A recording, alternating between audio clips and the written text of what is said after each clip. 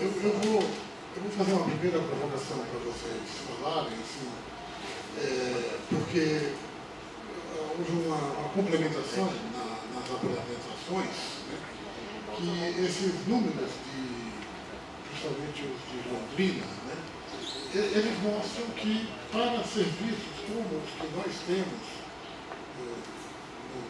no nosso nível local, aqui, lá em Londrina, aqui em Botucatu, outros celestes que estão aqui, é possível conseguir a implantação de uma estratégia de notificação, né? E a partir dessa notificação, quem sabe, conseguir uma provocação para ir um pouco mais longe nessa perspectiva de vigilância. E aí eu estendo essa provocação para vocês, mas também para as pessoas que estão aqui, que são dos celestes, se sentem que realmente isso seja possível, né?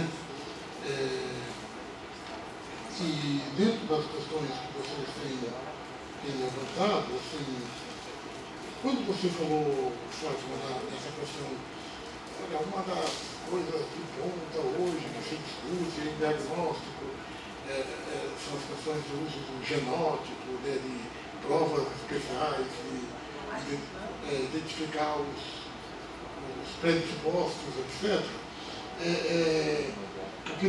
Eu pensei na gente chamar a atenção das implicações éticas que esse tipo de questão tem, né? A nós que falamos agora lá dos princípios da ética, da importância de respeitar, de ter um consentimento, né, de obter um consentimento informado, né, de que as pessoas sejam informadas do tipo de uso que pode se fazer de informação, mas eu deixo essas duas provocações. Mas alguém quer fazer alguma outra? Então, havendo aqui pela pergunta, eu passo para vocês.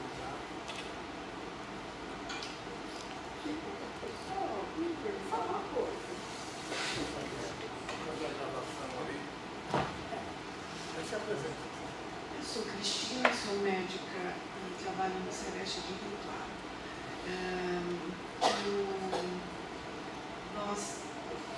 Foi detectado que eu estou trabalhando lá no Unifor e nós não tínhamos nenhum caso de câncer. E aí eu comecei a procurar nas unidades básicas de saúde. E um trabalhador, uma pessoa que me chamou a atenção e eu até notifiquei como câncer do trabalho. Ele trabalhou a vida toda como frentista, tá? Só que ele também é fumante. E o câncer detectado foi o de bexiga. Eu acho que na minha concepção, por exemplo, o mais comum não é a bexiga, mas eu acho que o fato de ele sempre estar trabalhando numa mesma profissão, tá certo que ele fumava também, fuma, né? Tá fumando. Mas eu fiz essa relação e falei, olha, foi um suspeita, eu acho que é válido. Então eu fiz isso. Só que eu não... Fiquei assim, sabe? A questão que todo mundo vai falar que o cigarro também é um causador de câncer de bexiga. Aí eu queria saber se estou errada, ou porque se sempre houver o cigarro, eu nunca vou conseguir chegar no câncer nenhum.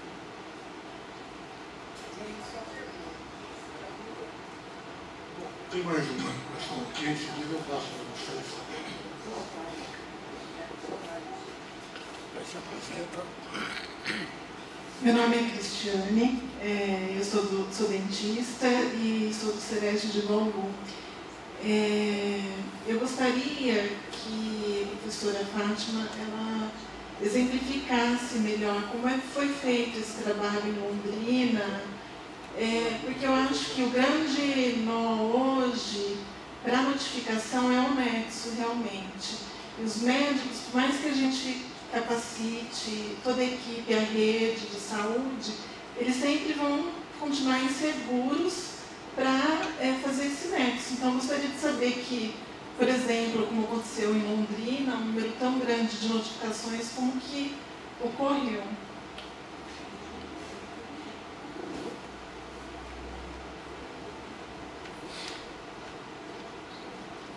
Se alguém quiser depois fazer alguma questão para a próxima rodada, você vai levantar a mão.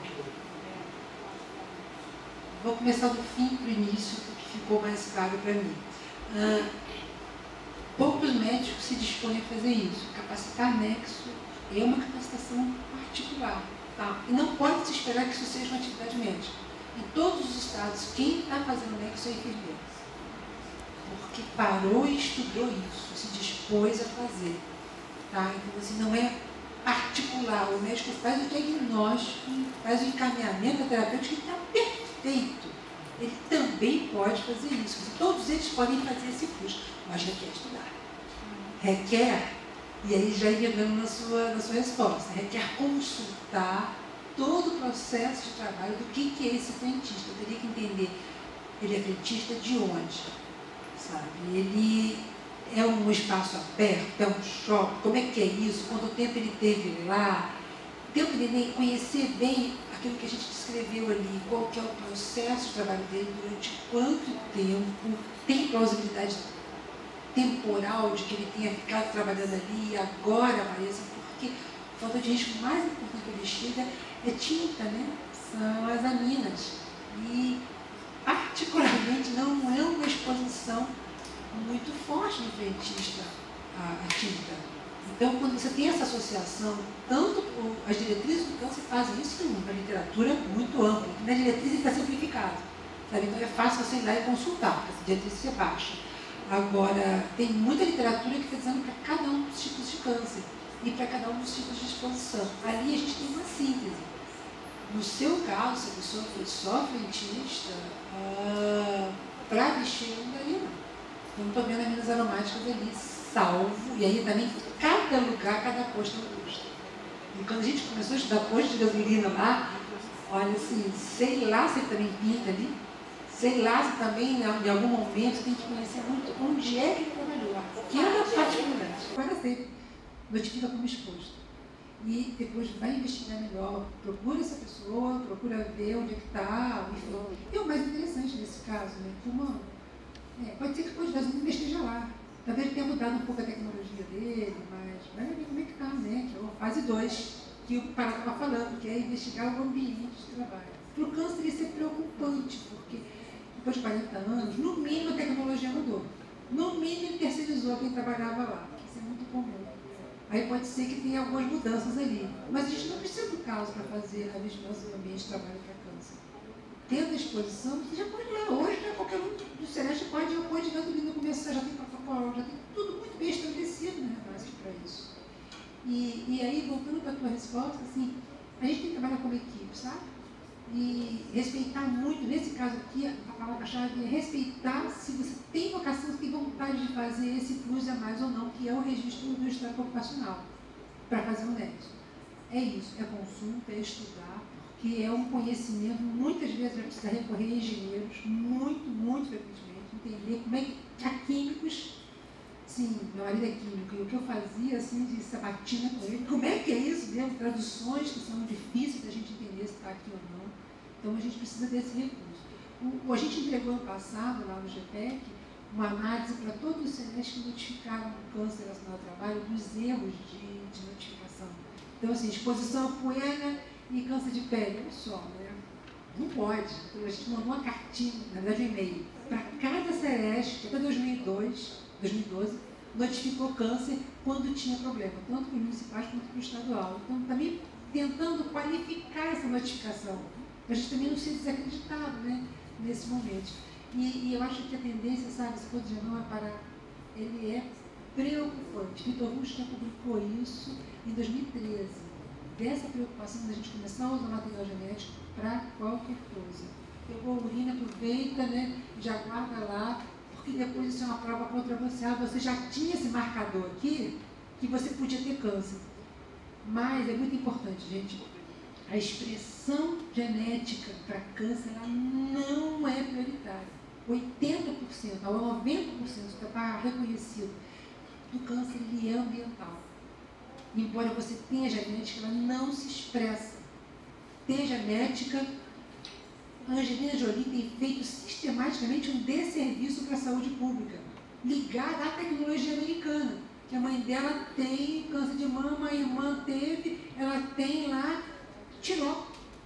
Isso parece dentista do século XVIII, sabe? Você tira tudo e bota uma prótese, para não ter mais dor de dente.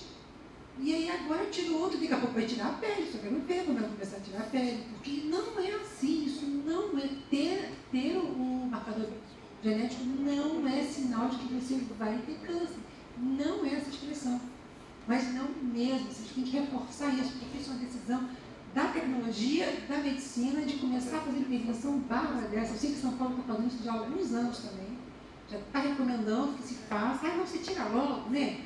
Como assim tirar logo? Não é assim. Só porque está ali, só porque tem isso, não é sinal. Você pode fazer o tratamento, pode fazer, claro, você vai fazer tomografia com mais frequência, e eu suscito os mestrandos, os novos pesquisadores aqui, a estudarem nanotecnologia. Tá?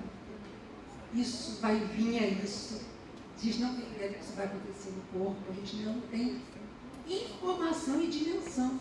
A Aline tem falado, a Luísa falado isso muitas vezes, a gente não conseguiu colocar nas diretrizes, mas nanotecnologia é um problemaço e a gente não sabe o que vai acontecer e pode ter câncer nessa história. Eu já estou satisfeito com isso. A pergunta aqui não é para mim.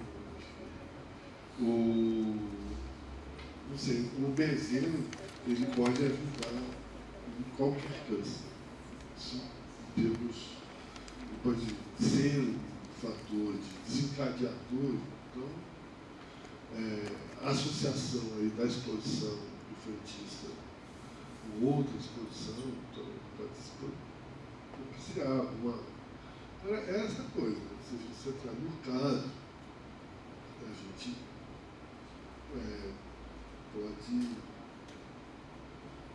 pode ficar aqui em algumas sinucas de bico. Mas o que a gente tem tratado é possível refutar o nexo. Outra coisa, o nexo causal ele é único, quer dizer, ele tem que ser único no trabalho. Quer dizer, porque há esse apelo ao nexo único, né? Aí o nexo principal, ninguém nunca faz. Inclusive, tem algumas situações que são muito mais raras, as situações onde é muito mais específico, muito mais inesquecível. Nos casos do agrotóxico, por exemplo, você vai para um campo bastante mais complexo até do que esse frentista. Porque quando você tem uma exposição possivelmente carcinogênica, e aí você tem um caso de câncer, o caso ao agente possivelmente carcinogênico, você vai fazer isso. Aí, ou você trabalha isso mais coletivo e do princípio de precaução e dizendo que há uma necessidade de retirar fatores de risco associados. É uma coisa para o caso do trabalhador do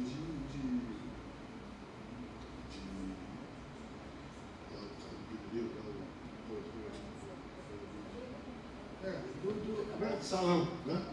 Salão. A gente vai buscar casos ali, normalmente são jovens, depois, quanto tempo depois, vão ser outra coisa. O frentista ele tem uma característica, ao contrário talvez do pessoal do salão, que ele permanece na profissão. Então, essa é uma característica que traz claro, o posto é muito diferenciado, cada posto, mas ele permanece, ele sai de um posto para outro. Tende a ter um grupo que fica. Tem um grupo que circula, mas tem um grupo que fica. Então você também tem essas diferenças. Mas a chave estão em duas coisas. A história nacional não querer fechar, como a causa é o permanecer no suspeito. E o suspeito é aquela história. Você pode dizer que é, mas também você pode dizer que não é. Você não pode dizer que não é. Você não poder dizer que não é tão importante quanto você dizer que é. Porque o caso em si não vai servir. O caso em si só vai servir quando precisa de um jurídico, de alguma responsabilidade. Mas o caso você vai ter a mesma. A redução da exposição a qualquer carcinoma. O fato de ele ter uma situação de carcinoma detectada, ele reduzir a exposição a carcinoma. Mais ainda. Agora, o modelo da sociedade é carcinoma. Esse que a gente está vendo. E aí? Como é que a gente sai dessa? Então, a segunda coisa é sair do caso, sair do caso por uma intervenção mais coletiva, permanecer, valorizar a suspeita, né, e valorizar as interações. Agora, tanto a nanotecnologia quanto os vírus também temos que valorizar, né, dessas coisas. Então, outras coisas desse tipo, né, circulando entre nós, que, sei lá, a poluição, né, como está sendo vendo, a IARC, o que significa isso? Aí todo mundo, então, terá um nexo oriental,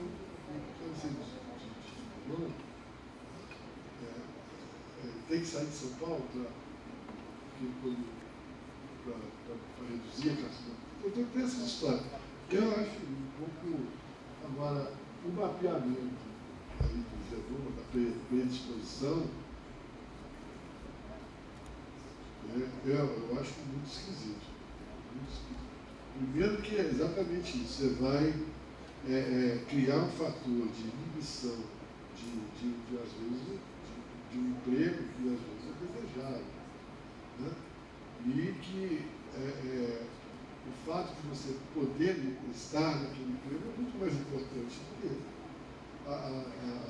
o risco que você corre se, caso tiver uma exposição que detone o seu fator dispositivo de gerar uma expressão de expressão. Então,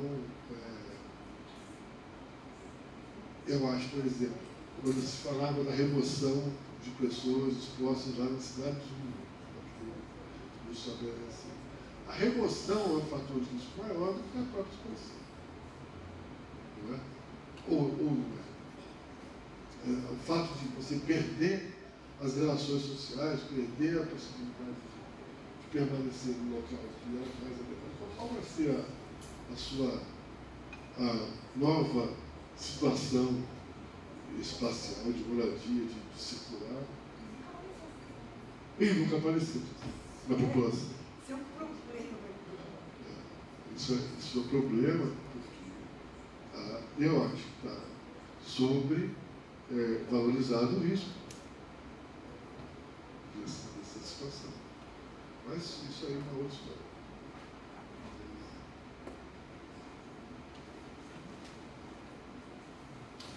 Alguém que queira fazer um comentário? Eu queria. A gente deixa.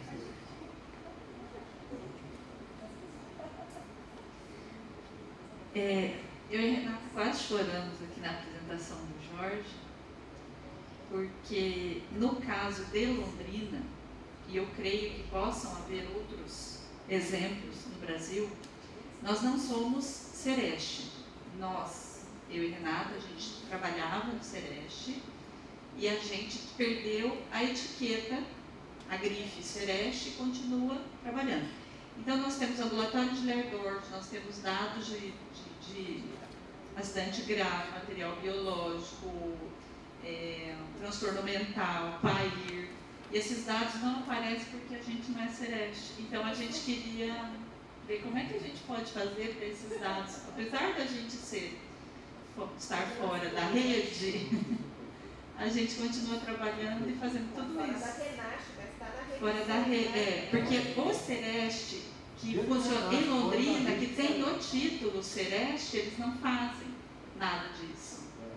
Para não falar, eu coloquei o disso, porque eu sou uma pessoa ética.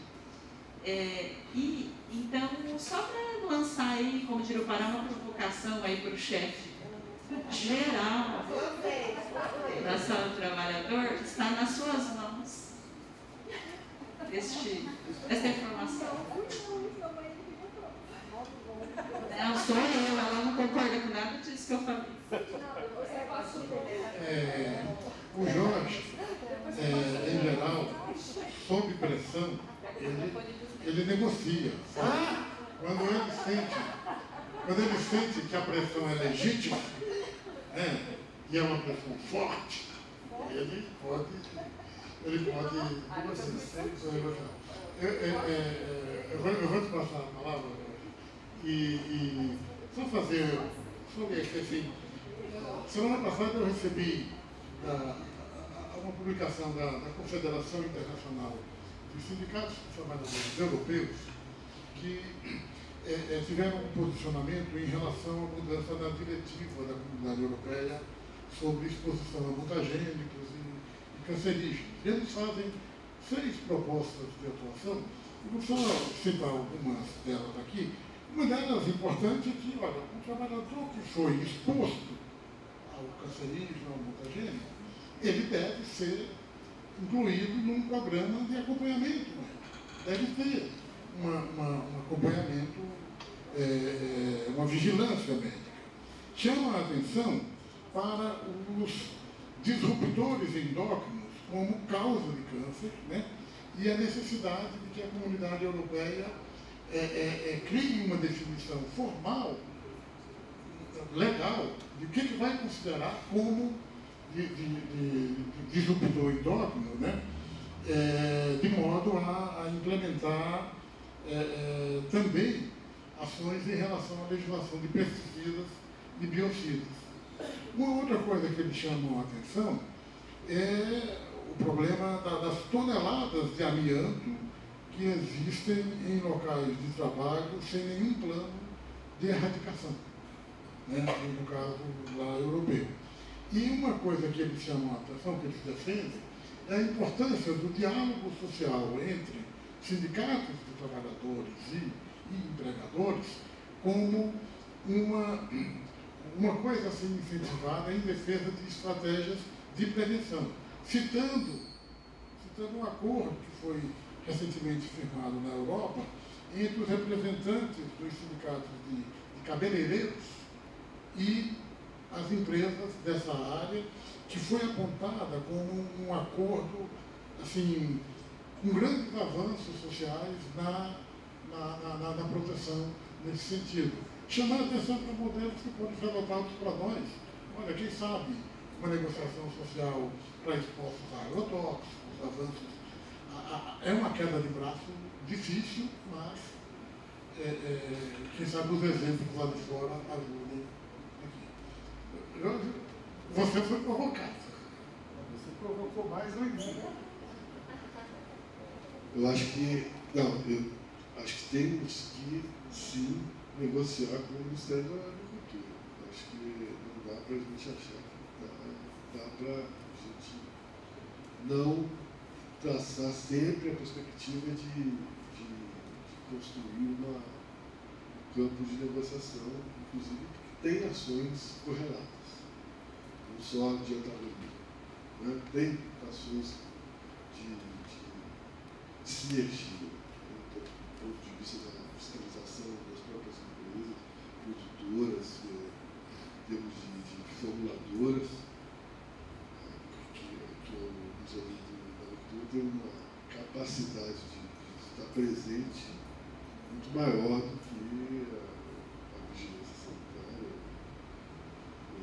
a saúde nesse aspecto. Tem toda uma discussão da própria agroecologia junto com o Ministério da Agricultura, a agricultura familiar, as transições, as possibilidades tecnológicas. Quer dizer, não dá para a gente querer demonizar uma estrutura diante de uma postura de radicalização para a negociação. Porque a radicalização do Ministério da Agricultura também é uma postura que está visando criar um ponto de negociação naquela situação, tanto do ponto de vista com as próprias leis ambientais de proteção ambiental, quanto da própria saúde. Não há esse antagonismo, é um antagonismo para construir posições de negociação. Então, a primeira coisa que a negociação é permanente, deveria ser feita mais forte. Acho que esse é o problema do campo. Não tem esse campo de negociação, a gente tem que construir também. E a gente se constrói mal. Aquela comunicação, a anticomunicação nossa, é um campo que a gente dificilmente consegue exprimir coisas mais fáceis de ser entendidas, inclusive do nosso ponto de vista, para passar para o que a gente quer. A gente, então, eu acho que aqui no fórum a gente pode estar lançando uma coisa desse tipo, que é o câncer relacionado ao trabalho, câncer zero relacionado ao trabalho. Isso aí é uma coisa bastante clara. Quanto o que vai ser das outras situações da União Europeia, do direito a própria, hoje, eu acho, o grande problema do campo, um dos maiores, pelo menos um dos maiores, não tem vários problemas, mas o grande, em termos de quantidade de disposição, é o glifosato, que é destrutor. Então, tem que ter uma ação sistemática em relação ao glifosato. Eu acho que isso não dá para a gente protelar. É o mais complicado, mas acho que hoje, por exemplo, um comitê nosso lá de protocolo de intoxicação crônica vai começar por orgânicos fosforados. Bem, eu, contra meu desejo, eu acho que seria glifosato. Ou você enfrenta o bicho, ou não vai ficar querendo fazer um enfrentamento do raticínio, do eletrônico, não sei o quê, e não vai no que está fazendo, dando impacto mais sistêmico, de maior envergadura de contaminação aí, do ponto de vista do modelo mesmo de contaminação química que a gente está optando. Não está construído esse enfrentamento. Acho que esse enfrentamento tem que ser construído, né? de várias formas, e uma das formas é essa de ter uma linha de trabalhar a questão do glifosato e dos outros carcinógenos que são potencialmente carcinógenos. E cada um tem uma construção. Quanto ao Celeste, é um erro nosso, não é um problema de Londrina, nem de. É um erro, porque a gente começou também com essa história de facilitação de por onde começar, a gente, enquanto. Vamos começar pelo menos com o Celeste, que a gente tem uma ação direta. Mas a Renasce não é só Celeste. A Renasce são todas as instâncias que fazem seu trabalhador no Brasil. A Renasce tem que ter até, inclusive, município sentinela, unidade sentinela, núcleo de saúde do trabalhador, tem essas definições lá, né? Quer dizer, e mais, né? Qualquer serviço que faça teria que estar articulado nessa rede, e a rede teria que ser articulada às outras redes, né? Que deveriam ter articulação, as redes de vigilância sanitária, as redes de vigilância epidemiológica, saúde ambiental, né? Que não são redes. As redes do SUS são rede de centro, rede materno-infantil, rede de lá de a do trauma, né, do SAMU, mas ou o SUS assume que existem redes, outras formas de rede, mas para fins de avaliação, a gente está com esse problema nosso, de que tem que incluir os outros serviços que são relacionados a... E também esse fato do SEREST não estar fazendo também um diagnóstico que a gente precisa saber. Não é, se a gente botar Londrina não SEREST, então Londrina vai fazer e a gente vai maquiar nessa avaliação, Londrina está legal e achar que é o SEREST. Aí é bom que a gente saiba que não é o SEREST que está fazendo, que é o serviço paralelo. Então isso eu até acho ótimo que vocês falem isso. Você passou na prova. Por causa disso, você ganhou. Já que você não tem nada a ver com isso, agora você não ganha. Você ia ganhar. Isso é horrível ver se você faz isso. É que nada é você. Mas, então é isso. Quer dizer, é um problema de avaliação nosso. A gente não tem um mapeamento de todos esses serviços aí. Tem inclusive gente que se chama de SEREST só porque não é financiado pelo Fundo de Saúde, Nacional de Saúde, não acha que não tem que responder o relatório. Então a gente tem esse problema, né, mas de que está no quarto modo de avaliação sistemática que a gente fez ano passado, mas quando a gente vai ao local, a gente tenta, né, ter essa complementação qualitativa, o ampliamento do serviço. Isso aí, para nós, isso aí é o cotidiano, não tem nenhum problema a mais. A gente vê a rede, metade funciona. Vamos dizer assim, tem 2 terços que fazem vigilância, 1 terço talvez que faça direito. Quanto terço faz dessa forma? A gente vê que essa formação de segurança, saúde e segurança, que é destacada aqui, ela ajuda e atrapalha muito. Mas isso é a tradição nossa dessas áreas. A gente tem que lidar com isso. Vamos abstrair isso. Não dá para abstrair. A gente tem que enfrentar. Hoje a gente está com 2.600 registrados ali, mas 3.000 trabalhadores na rede, diretamente SEREST, fora os outros. A gente tem que lidar com esse povo e lidar com a formação continuada dele o tempo todo. O fórum é um papo disso. Por isso que a gente sempre falou para o Pará, o fórum ele é um instrumento, tem que estar articulado com a RENASH permanentemente.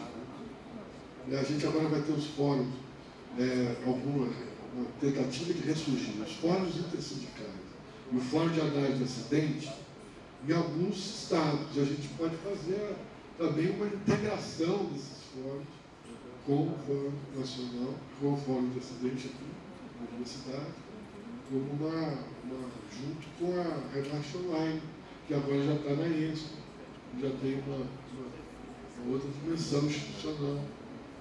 E, inclusive, gerar alguma solidez de financiamento das ações, de que isso tenha uma permanente...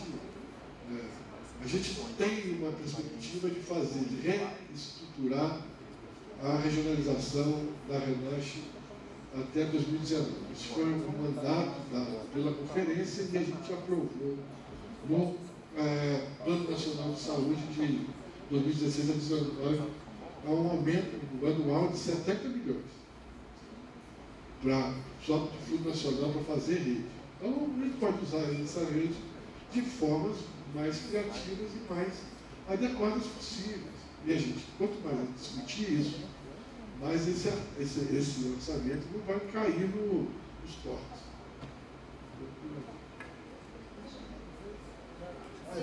Eu finalizei. Já existe com essa discussão. Assim. E do zero? câncer ocupaciotal zero, essa a gente vai repetir. Vai citar e pode citar um vídeo aqui, já você não tem ideia, não vou fazer isso. Renata, você fotografou, né? Eu acho que eu vou gravar isso. Então, porque tem duas coisas assim, que o Jorge fala que está muito claro, mesmo na capacitação. É individual. O serviço não vai vir do gestor, não vai vir do diretor do Sereste, são as pessoas que participam da rede, estejam no Sereste ou não, estejam na vigilância epidemiológica, essas pessoas é que vão construir isso. Vai parar de acreditar que precisa capacitação massiva, as pessoas vão fazer ou não, essas 3.000 pessoas vão fazer ou não. Até porque quando a gente fala em financiamento, é complicado. De 2014 para cá, o recurso que ia Sereste fundar fundo não é mais visível no fundo. Então a gente não sabe mais se os municípios, os estados estão recebendo. Fora das secretarias, não sabe. Eu acompanho esse financiamento até 2014, era possível saber. Estava lá, bonitinho, financiamento do centro, eventos, todo mês via, a gente fazia balanço anual, estava bonitinho, inclusive os casos esquisitíssimos. DF recebendo 1 milhão por ano, eu falei, por que será? Mas enfim. E aí Paraná recebendo, Paraná que pegou os municípios e transformou tudo em estadual, daí o recurso é maior. Então a gente entendia essas coisas lá, ok, era visível. Agora nem isso. Então, quando se fala de financiamento, é fundamental que ele seja transparente. Que isso seja possível de ser visualizado online, não abro mão disso, porque isso dá visibilidade, isso dá chance de cobrar. E, voltando aqui para o caso do câncer, eu acho que nexo, a gente falou de nexo várias vezes, acrescenta o adjetivo nexo epidemiológico, porque nexo que a gente está tradicionalmente trabalhando é o nexo da previdência social, que pressupõe uma série de direitos, enfim, e não é prerrogativo do SUS estabelecer esse nexo. Então a gente fala de nexo epidemiológico, embora com tudo isso que o Jorge falou, mas não arranje inimigo na previdência social. Você aproxima, isso é um espaço para você começar a fazer aproximação, senão vai começar a disputa e isso não ajuda, absolutamente não ajuda. Quanto à área rural, eu tenho defendido uma proposta que funciona assim. A Organização Mundial de Saúde, através do IARC, né, ela reconhece algumas exposições pontuais, algumas substâncias, mas existem espaços que são complexos. A indústria metalúrgica, por exemplo, tem tanta coisa ali dentro que a fundição de metalurgia é cancerígena. A indústria do alumínio, do gerente ao terceirizado, trabalhou ali, é cancerígena. A indústria é cancerígena, a indústria da madeira é cancerígena, né? A gente chama isso de, quer dizer, eles chamam isso de exposição complexa. O espaço de trabalho é cancerígeno. Que o que está ali não é possível de ser identificado isoladamente. Eu tenho defendido que o trabalho rural é cancerígeno. Que a gente tem que enfrentar o trabalho rural não como uma exposição a esse, porque com 11 tipos de agrotóxicos não é possível saber quem misturou com quem e deu o que depois. Então eu tenho defendido isso, o Vitor jura. Pois é, e o Vitor Bush jura que vai escrever isso comigo para a gente levar a pessoa do MIC, que tem assento agora na IARC, né? Porque o Brasil cresceu, agora ele é rico, né? E agora tem assento na IARC, contribui para a OMS, para a IARC, e para a gente fazer essa defesa. Claro que é assim, né? Quixote, mas que a gente defenda que o trabalho rural, ele é cancerígeno. Trabalhou ali é cancerígeno, independente de você identificar ou não, e é muito difícil identificar o glifosato, porque está muito misturado as coisas estão. Eu tenho defendido isso, eu acho que isso é um avanço. Se quiserem levantar essa bandeira, por favor, comece a trabalhar nisso, que eu acho que é uma coisa da modernidade que a gente pode interferir, inclusive, nesse modelo de IARC, até porque a gente já começou com o Comitê do Benzena, agora que eles estão aprendendo que essa negociação é legal com o trabalhador, né? A gente já faz isso aqui, então a gente tem um avanço de participação social muito legal. O Brasil tem essa história que é muito legal. E a União Europeia começou a enfrentar em 96 o câncer ocupacional, mapeou 15 países, em 96, já tem número, um baita recurso. Agora isso está chegando aqui na América Latina, sim, mais ou menos, com o instrumento deles. Mas a gente, quer dizer, já tem um caminho que a gente pode entrar, pode avançar, mas a gente tem um know-how muito legal de participação social que dá para dar passos largos e não esperar esse compromisso técnico, vai, identifica ou não identifica. A gente trabalhar nessa outra lógica e valorizar muito o que as pessoas fazem. A gente sabe quem notifica a pele lá em DF, é uma pessoa, é um dermatologista engajado. Paraná, sabe, são as meninas. Então, isso é bom e é ruim. É bom porque a gente valoriza, mas o serviço devia fazer isso, né? poder ser uma meta do serviço fazer isso, mas por enquanto é assim, a gente tem que valorizar essas pessoas que fazem, bater palma para elas, palma para vocês, porque são vocês que estão fazendo essa coisa aparecer, essa coisa explodir. A gente só está tentando ajudar, repetindo o que vocês já fazem de um para o outro, que isso eu acho tão legal. Nosso papel de universidade enquanto rede é isso, a gente aprende lá, passa para cá, esse daqui ensina, a gente já coloca o povo ali em contato, e aí vai discutir lá, assim, não inventa muito não, vê o que é possível e valida isso tecnicamente. Eu acho que valida isso socialmente, tecnicamente e cientificamente. Obrigada por vocês estarem aqui, muito obrigada mesmo, é um prazer estar conhecendo-nos e a gente está à disposição, temos dados aqui, informações, a informação e sempre parar, né?